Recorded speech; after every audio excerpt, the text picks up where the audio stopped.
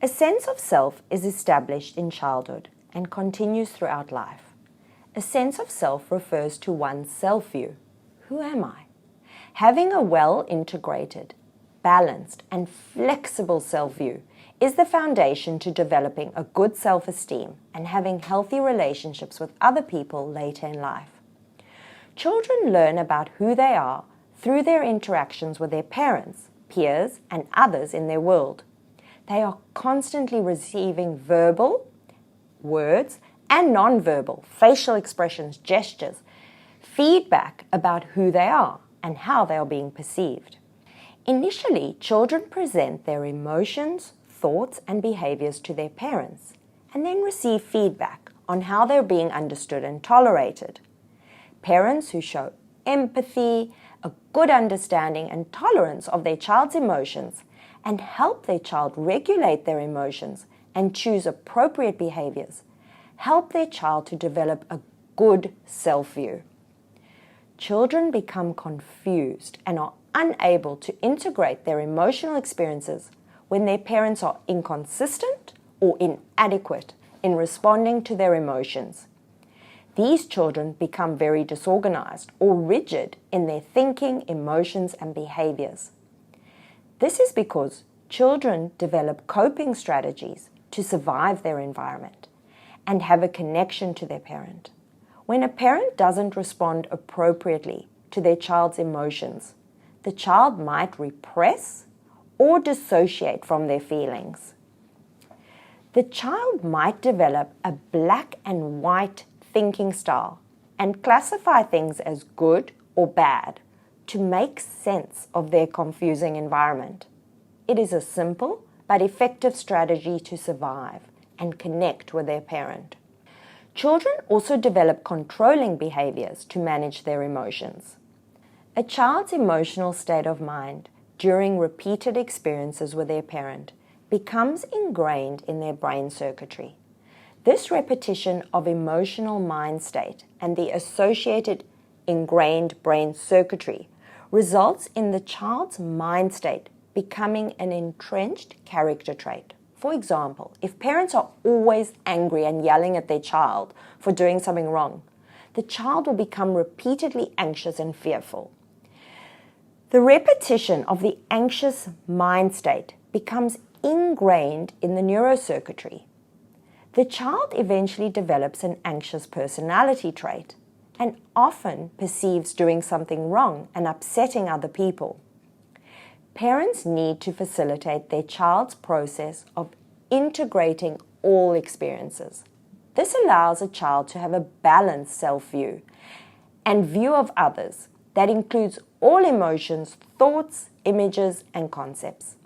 The expression of all emotions should be tolerated, particularly the negative emotions, such as sadness or anger. Parents should rather teach their child to regulate their emotions and manage their behavioral choices.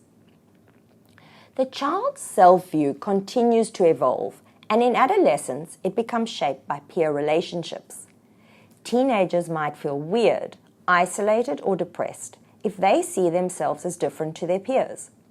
Social media impacts on a child's self-view. Social media allows people to portray a false self-view. Children and adolescents can confuse fantasy with reality and feel poorly about themselves due to seeing these unrealistic images of life. Parents' responses. Parents' responses to their child's emotions will assist the child in forming a good self-view. These responses should be empathic, attuned, and validating, rather than avoidant, critical, or shaming. Below are a few pointers to assist your child developing a healthy and balanced self-view. Respond appropriately to their emotions. Validate their emotions and efforts. Tolerate their negative emotions, especially towards you. Foster their strengths. Encourage and support the development of their areas of weakness. Teach your child to manage disappointment and failure. Distinguish their behaviors from them as a person so that they are able to do the same. Don't critique their character, but rather address their actions. Do not praise unrealistically. Foster your child's ability to be comfortable with their vulnerability. Psychological development. All children develop differently. It is important to be aware of their expected milestones regarding their emotional, social, and linguistic development. But it is equally important to be flexible and tolerant. I would suggest contacting a medical professional if you have any concerns. It is important to respond appropriately to your child's level of development and not shame efforts to explore and master their world. Encourage your child to express their feelings in an appropriate way. I will cover this topic more in upcoming modules. And always praise their good character traits and efforts. Example, I'm so proud of you for being kind and sharing. I'm impressed that you tried so hard despite the fact that you weren't feeling well today. Tantrums are a very normal toddler phase. Tantrums signal a toddler's need for independence. Always provide choice and give them opportunities to be independent and learn new things, but provide limits and boundaries. For example, it's time for you to get dressed. Would you like to wear your green or blue t-shirt today? Teenagers are somewhat similar to toddlers in their need for autonomy, but they are riskier in their choices. Teenagers need to separate from their family, to individuate as a person. It is a very critical part of a teenager's normal development. Parents need to give their teenager more control over the less critical issues, such as their identity formation, like choosing clothes or hairstyles. This would need to honor any existing rules like those of their school. Children's thinking styles change over time, and logical thinking develops only in pre-teen years. Parents shouldn't shame their child for their way of thinking, but rather model and assist with problem solving. I have created a simple and broad table. If your child is different, it might not be a reason for concern, but you should consult a professional if you have any questions. Brain plasticity. The brain is constantly changing, and although most of its growth occurs in the first 5 years, the brain does continue to grow and develop neural connections.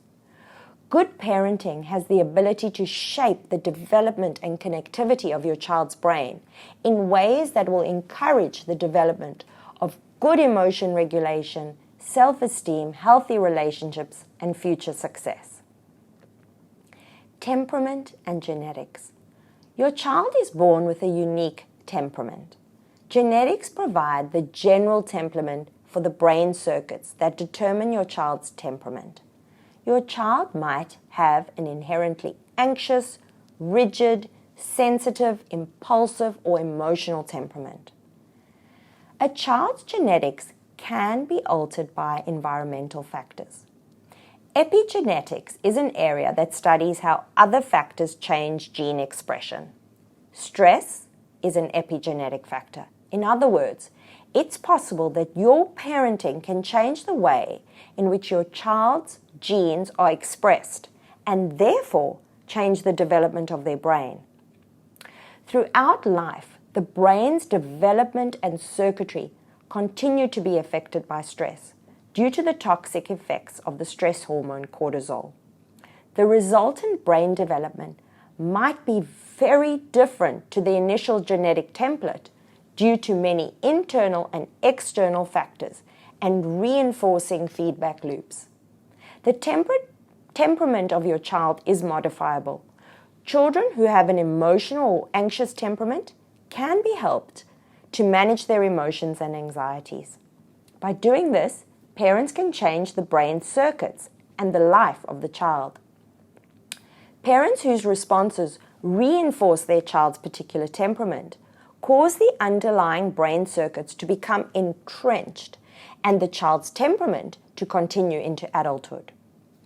The parent-child fit impacts on being able to modify a child's temperament. For example, an anxious child raised by an anxious parent would possibly have a worse outcome than if the parent were not anxious. But it's not always that simple. One can see that the same parenting style can have a very different outcome for different children. So it's so important not to compare your child to their siblings or friends. Parents should nurture their child's strengths and encourage the development of the weaker areas. Limiting sibling rivalry. Don't set your children up as competitors. Example, I wonder if you can get dressed faster than your sister. 2. Encourage them working as a team. For example, I wonder if you and your sister are able to get dressed into the car before I do. 3. Don't compare them. Example, I wish you were good at tennis like your brother. 4. Encourage them to help each other. For example, your brother has been learning to serve. I wonder if you could help him by giving him a few tips to improve his ability to get the ball over the net. Make them feel like they are equal. For example, thank you for both being so helpful today. You each were so amazing at getting your job done. The above examples will allow your child to view their sibling in a more positive way.